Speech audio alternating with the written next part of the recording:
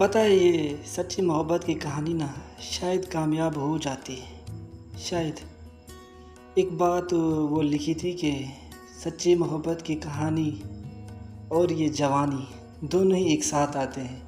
नहीं तो एक मौका मिल ही जाता इसको पाने का। हाँ ना बोलो।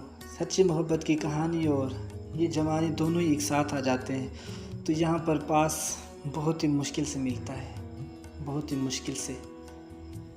इस वक्त हमें ना सोचने के लिए दिमाग होता है, ना मोहब्बत करने के लिए कोई सोचने के लिए शख्स। किससे मोहब्बत करनी चाहिए, कितनी करनी चाहिए, ये हमें मालूम ही नहीं होता। बस इश्क किया और ख़ुद को बर्बाद करके बैठ गए।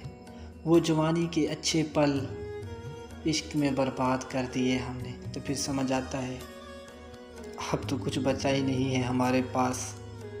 अब तो कुछ बचा ही नहीं है हमारे पास।